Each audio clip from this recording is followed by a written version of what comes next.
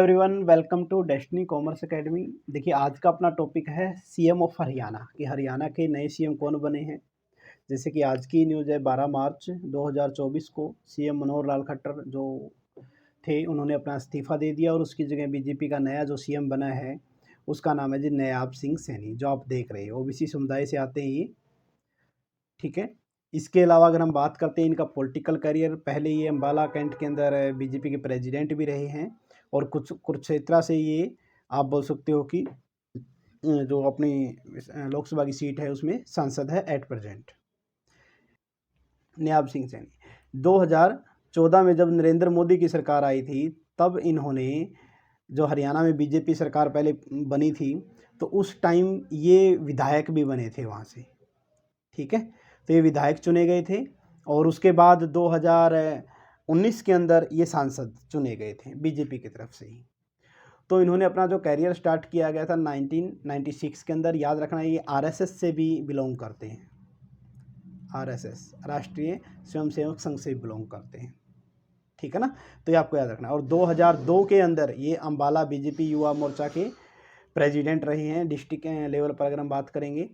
और नायाब सिंह सैनी जो है 2005 में, सबसे ज़्यादा जो इम्पोर्टेंट ये बात है कि ये जो अम्बाला युवा मोर्चा तो थे ही थे, इसके साथ जो किसान के रिगार्डिंग थी, ठीक है ना, किसान हरियाणा किसान मोर्चा के भी ये सेक्रेटरी रही है। देखिए, ये इसका एक जो मेन मुद्दा है, क्योंकि जो अभी किसान आंदोलन के लेकर चल रहा है हरियाणा पंजाब में या पूरे देश में, आप सोच सकते हो, तो ये स्टेट जनरल सेक्रेटरी भी रहे हैं बीजेपी हरियाणा किसान मोर्चा के।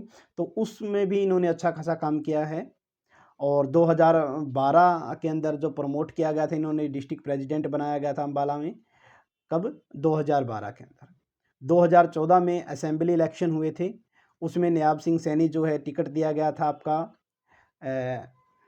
नारायणगढ़ से, और वहाँ पर उन्होंने जीत हासिल की थी। इसके अलावा ये 2014 के अंदर है। उसके बाद 2005 साल में 2019 के अंदर आप बोल सकते हो कि इन्होंने लोकसभा से, कुरुक्षेत्र से भी लोकसभा में कांग्रेस प्रतिद्वंदी को 6 लाख से ज़्यादा वोटों से हराया था। अब बात कर लेते हैं इसका एजुकेशनल बैकग्राउंड। ये इसलिए पढ़ना जरूरी है क्योंकि हरियाणा के सीएम के बारे में, चाहे आपका एचपीएससी का पीजीटी का पेपर, पीजीटी का इंटरव्यू हो या फिर असिस्टेंट प्रोफेसर का या कोई भी हो, तो वहाँ पर ये पूछ ही लिया जाता है। और वैसे नॉर्मली एग्जाम में भी आता ही आता है। तो इसलिए हमें लगा कि ये जो सीएम है इसके ऊपर एक वीडियो हमें बनानी चाहिए, ठीक है। ये ग्रेजुएट हुए हैं, बीए की डिग्री इन्होंने की है बीआर अम्बेडकर यूनिवर्सिटी मुजफ्फरपुर से जुलाई 1996 के। और एलएलबी की इन्होंने चौधरी चरण सिंह यूनिवर्सिटी मेरठ यूपी के अंदर से 2010 के अंदर से। ये इनका एजुकेशन बैकग्राउंड है। और अच्छी खासी इसके पास प्रॉपर्टी संपत्ति हैं, 3-4 करोड़ के मालिक। ये 2019 के अंदर जो इन्होंने अपना फॉर्म भरा था लोकसभा का, उसमें बताई भी गई है, ठीक है।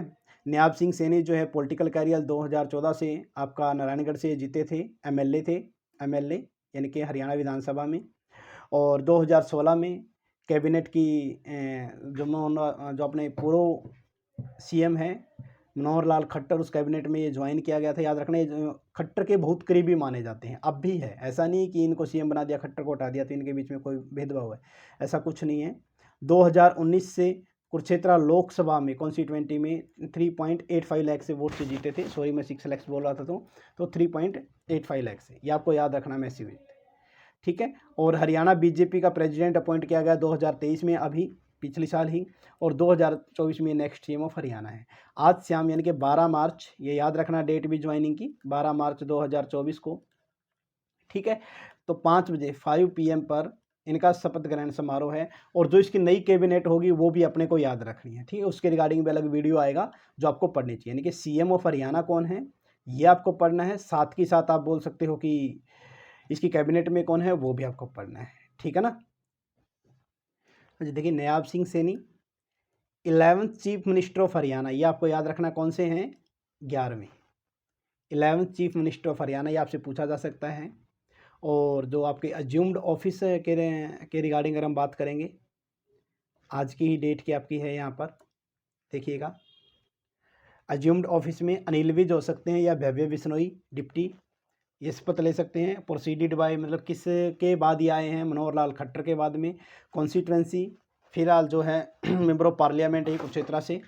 और ministry of state government of Haryana, in office आप बोल सकते हो 2015 से 2019 19 के रिगार्डिंग, मतलब इन्होंने क्या क्या पदभार संभाला था उसके रिगार्डिंग कुछ दिया गया है यहाँ पर, ठीक है।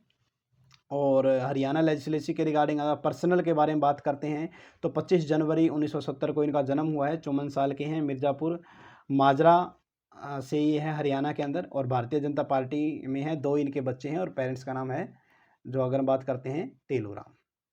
ठीक है, ये सारी चीज़ें थी जो आपको याद करनी चाहिए। तो आज के लिए इतना ही। तो thank you all of you.